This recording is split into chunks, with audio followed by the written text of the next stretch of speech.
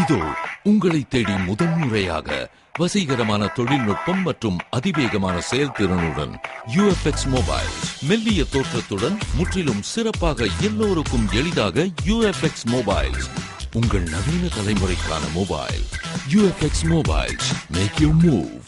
For the very first time coming your way is an irresistible combination of speed, style and technology.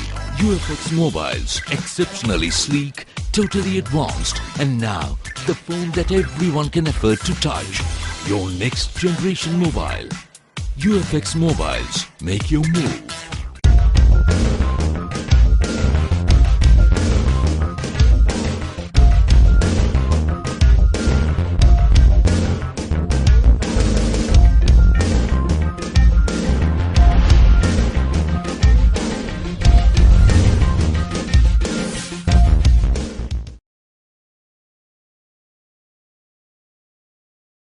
வணக்கம்.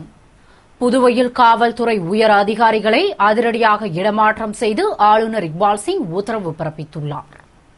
புதுவையில் கடந்த சில மாதங்களாக கொலை, கொள்ளை, வியாபாரிகளை மாமூல் கேட்டு மிரட்டும் சம்பவங்கள் அதிகரித்து வந்ததால் குற்றச் செயல்களை கட்டுப்படுத்த காவல்துறை உயர் அதிகாரிகளை இடமாற்றம் செய்யும்படி பல்வேறு தரப்பினரும் வலியுறுத்தி வந்த நிலையில் காவல் உயர் அதிகாரிகளை இடமாற்றம் செய்து ஆளுநர் இக்பால் சிங் உத்தரவிட்டுள்ளார். அதன்படி புதுவை சட்டம் ஒழுங்கு SSP-யாக இருந்த சந்திரன் குற்றம் மற்றும் புலனாய்வு பிரிவிற்கும் அங்கு பணியாற்றிய ஹோட்டா ஏற்கனவே இடமாற்றம் செய்யப்பட்டுள்ளார். அதேபோன்று காரைக்கால் மாவட்ட SSP-யாக இருந்த ஸ்ரீகாந்த் புதுவை சட்டம் ஒழுங்கு துறைக்கும் இந்திய ரிசர்வ் பட்டாலியன் படைப்பிரிவு கமாண்டராக பணியாற்றிய ஆண்டோ அல்போன்ஸ் காரைக்கால் SSP-யாக மாற்றப்பட்டுள்ளார். இதனால் DIG அதில் கத்தாரிக்கு கூடுதல் பொறுப்பாக இந்திய ரிசர்வ் பட்டாலியன் படைப்பிரிவு கமாண்டோ பொறுப்பு வழங்கப்பட்டுள்ளது. இதேபோன்று வில்லியனூர் தெற்கு பகுதி சப் கலெக்டர் அசோக்குமார் காரைக்கால் மாவட்ட கலெக்டராக பதவி உயர்வு பெற்றுள்ளார். புதுவையில் அமைச்சர்கள் உறுதிமொழி நிறைவேறியதா என 23 துறைகள் பதில் அளிக்காததால் மீண்டும் கடிதம் அனுப்ப சட்டசபை உறுதிமொழி கூட்டத்தில் முடிவு செய்யப்பட்டது. புதுவை சட்டமன்ற உறுதிமொழி குழு கூட்டம் சட்டசபை வளாகத்தில் உள்ள குழு அறையில் குழுவின் தலைவரும் அரசு கொறடாவுமான நேரு தலைமையில் உறுப்பினர்கள் அன்பழகன், நமச்சிவாயம், PR சிவா மற்றும் சட்டசபை செயலர் அன்பழகன் முன்னிலையில் நடைபெற்றது. கூட்டத்தில் சட்டசபையில் அமைச்சர்கள் அளித்த உறுதிமொழி நிறைவேற்றப்பட்டுள்ளதா என 28 துறைகளுக்கு கடிதம் மூலம் கேட்கப்பட்டதில் 5 துறைகளிலிருந்து மட்டுமே பதில்கள் பெறப்பட்டதால் மற்ற துறைகள் பதில்களை 15 நாட்களுக்குள் அனுப்ப சட்டசபை செயலர் மூலம் மீண்டும் கடிதம் அனுப்புவது என முடிவு செய்யப்பட்டது. ஒருங்கிணைப்பு பணி முடியாத காரணத்தால் ஸ்மார்ட் கார்டு அமலாவதில் தாமதம் ஏற்படும் என்று குடிமைப்பொருள் வழங்கல் துறை இயக்குநர் பிரியதர்ஷினி தெரிவித்துள்ளார். இது தொடர்பாக குடிமைப்பொருள் வழங்கல் துறை இயக்குநர் பிரியதர்ஷினி கூறுகையில், பல்வேறு மையங்களில் ஸ்மார்ட் கார்டுக்கு பதிவு செய்யும் முகாம்கள் நடத்தப்பட்டதில் ஒரே குடும்பத்தைச் சேர்ந்தவர்கள் வெவ்வேறு மையங்களில் வெவ்வேறு நாட்களில் பதிவு செய்திருப்பர்.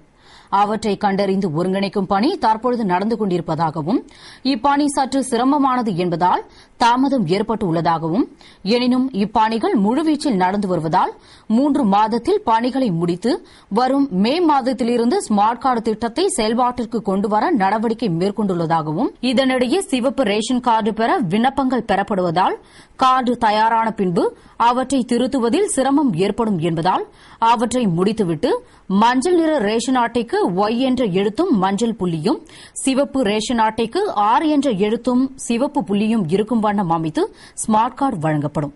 மேலும் கார்டு வழங்கிய பின்னர் இதில் முகவரி, பெயர் திருத்தங்களை மேற்கொள்ள சேவை மையங்கள் அமைக்கப்படும் என்று கூறினார்.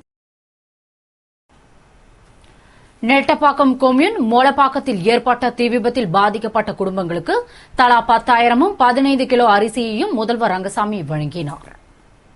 புதுவை நெட்டப்பாக்கம் கொம்யூன் மோலப்பாக்கத்தில் கடந்த ஞாயிற்றுக்கிழமை திடீர் தீ விபத்து ஏற்பட்டு 16 குடிசை வீடுகள் எரிந்து சாம்பலானது. இந்நிலையில் அங்கு வந்த முதல்வர் திரு ரங்கசாமி தீ விபத்தில் பாதிக்கப்பட்ட பகுதிகளை பார்வையிட்டு பாதிக்கப்பட்டவர்களுக்கு ஆறுதல் கூறினார். பின்னர் தீ விபத்தில் பாதிக்கப்பட்ட குடும்பங்களுக்கு தலா 10,000 ரூபாய்க்கான காசோலைகளையும் தலா 15 கிலோ அரிசினையும் முதல்வர் திரு ரங்கசாமி வழங்கினார். அதனைத் தொடர்ந்து பாதிக்கப்பட்டவர்களுக்கு மாற்று இடத்தில் மனைப்பட்டா வழங்கப்படும் என்று கூறினார். அப்போது பாகூர் தாசில்தார் தயாளன், நெட்டப்பாக்கம் கொம்யூன் ஆணையர் சத்தியமூர்த்தி உள்பட பலர் உடனிருந்தனர். சுனாமியால் பாதிக்கப்பட்ட காலாப்பட்டு அரசு உயர்நிலைப் பள்ளிக்கு உதவிய ஜெர்மன் குழுவினர் புதுவை வந்துள்ளதால் முதல்வர் ரங்கசாமியை மரியாதை நிமித்தமாக சந்தித்து பேசினர். புதுவையில் சுனாமியால் பாதிக்கப்பட்ட காலாப்பட்டு அரசு பெண்கள் உயர்நிலைப் பள்ளிக்கு ஜெர்மன் நாட்டைச் சேர்ந்த 15 பேர் கொண்ட குழுவினர் கடந்த 2007ஆம் ஆண்டு 45 லட்சம் ரூபாயினை கூடுதல் வகுப்பறை கட்டிடம் கட்ட அளித்ததோடு மட்டுமின்றி 20 மாணவிகளை ஜெர்மனிக்கு அழைத்து சென்று ஜெர்மன் கலாச்சாரம் பற்றி விளக்கிட அவர்களின் கல்வி செலவையும் ஏற்றனர். தொடர்ந்து அந்த மாணவிகளுக்கு உதவி செய்யும் ஜெர்மன் குழுவினர் மாணவிகளின் கல்வி நிலவரத்தை அறிய புதுவை வந்துள்ளனர். அவர்கள் மரியாதை நிமித்தமாக சட்டசபைக்கு சென்று முதல்வர் ரங்கசாமியை சந்தித்து சால்வை அணிவித்து மரியாதை செய்து பேசுகையில், இன்னும் சில தினங்கள் புதுவையில் தங்கியிருந்து மாணவிகளுக்கு பல்வேறு உதவிகளை செய்ய இருப்பதாகவும், மாணவிகள் உயர்கல்வியை ஜெர்மனியில் தொடர உதவிகளை செய்ய தயாராக இருப்பதாகவும் தெரிவித்தனர். அப்போது அமைச்சர் ராஜவேலு உடனிருந்தார். புதுவை வங்கி அதிகாரிகளுடன் வங்கிகளின் பாதுகாப்பு குறித்த ஆலோசனைக் கூட்டம் SSP சந்திரன் தலைமையில் நடைபெற்றது. சென்னையில் வங்கி கொள்ளை சம்பவம் நடந்ததை அடுத்து புதுவையில் உள்ள வங்கிகளில் பாதுகாப்பு வசதிகள் குறித்த ஆலோசனைக் கூட்டம் SSP சந்திரன் தலைமையில் நடைபெற்றது. வடக்கு SP மோனிகா பரத்வாஜ், தெற்கு SP நந்தகோபால், ஊரக SP தெய்வசிகாமணி, வங்கி மேலாளர்கள், கணக்கு அதிகாரிகள் ஆகியோர் கலந்து கொண்ட கூட்டத்தில் SSP சந்திரன் பேசுகையில், கொள்ளை சம்பவத்தை தடுக்க வங்கியின் உள்ளேயும் வெளியேயும் CCTV கேமரா பொருத்தி அதனை மின்சாரத்தில் இணைக்காமல் இன்வெர்ட்டர் மூலம் 24 மணி நேரமும் செயல்படுமாறு இணைக்கும்படியும், ஒவ்வொரு சனிக்கிழமை மாலையும் பதிவானதை பார்க்க வேண்டும் என்றும், 24 மணி நேரமும் நல்ல குணமுடைய பாதுகாவலரை பணியில் அமர்த்தும்படியும், ஊழியர்கள் மதிய வேளையில் சாப்பிடும்போது வாடிக்கையாளர்களை வெளியேற்றிவிட்டு உள்பக்கமாக பூட்டிக் கொண்டு சாப்பிடுமாறும், தினமும் போலீசார் வங்கிகளை சோதனை செய்து தனி வங்கி அலுவலரை வைத்து வாட்ச்மேன் முதல் வாடிக்கையாளர் வரை கண்காணிக்குமாறு கேட்டுக் கொண்ட அவர், மேலும் தலைமை வங்கியில் இருந்து பணத்தை கிளை வங்கிக்கோ ATM மையத்திற்கோ கொண்டு செல்லும்போது போலீசாருக்கு தெரிவிக்குமாறும், பகல் நேரம் முழுவதும் பண பரிவர்த்தனை நடைபெறும்போது துப்பாக்கி ஏந்திய போலீசார் காவலில் இருக்க வேண்டும் என்றும், வங்கியின் சுவர்கள், வழிகள், சந்துகள் போன்றவற்றை கண்காணிக்க வேண்டும் என்றும் கூறினார். புதுவையில் போக்குவரத்து நெரிசலை குறைக்க பழைய சிறைச்சாலையில் வாகனம் நிறுத்துமிடம் அமைக்க வேண்டும் என்று சட்டமன்ற உறுப்பினர் வல்சராஜ் வலியுறுத்தியுள்ளார்.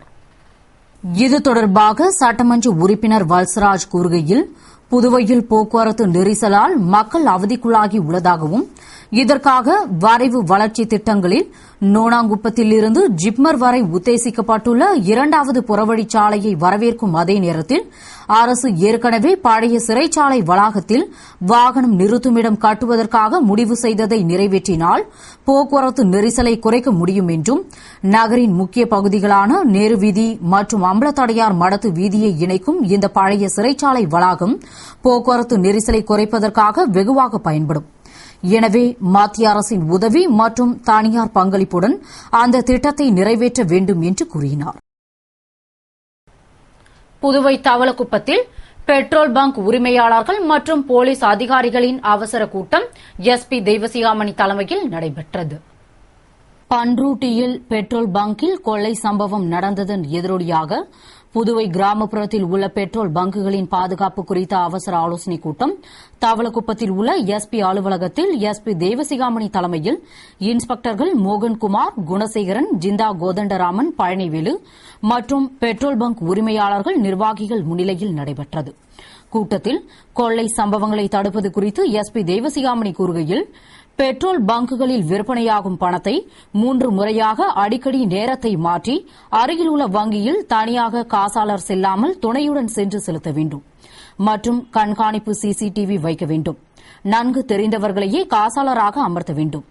மேலும் ஊழியர்கள் அனைவருக்கும் தெரியும் வகையில் அருகில் உள்ள காவல் நிலையத்தின் டெலிபோன் எண் மற்றும் இன்ஸ்பெக்டர்கள், சப் இன்ஸ்பெக்டர்களின் எண்ணை அறிவிப்பு பலகையில் எழுதி வைக்க வேண்டும்.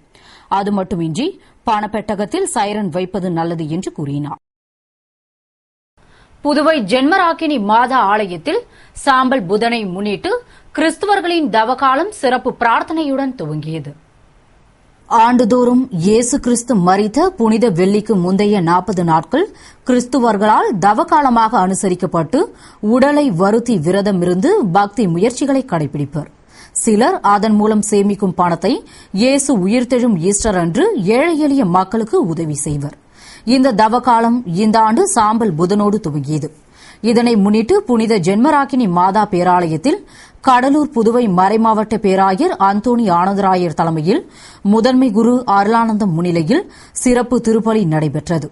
திருப்பலியில் பாதிரியார் கிறிஸ்தவர்களின் நெற்றியில் கையை வைத்து, மனிதனே நீ மண்ணாக இருக்கிறாய், ஒரு நாள் மண்ணுக்கே திரும்புவாய் என கூறி சாம்பலால் சிலுவை அடையாளம் வரைந்து தவக்காலத்தை துவக்கி வைத்தார். இதில் ஏராளமான கிறிஸ்தவ மக்கள் பங்கேற்று திருப்பலியில் கலந்து கொண்டு பிரார்த்தனை செய்தனர். இத்துடன் செய்திகள் நிறைவடைகின்றன. வணக்கம்.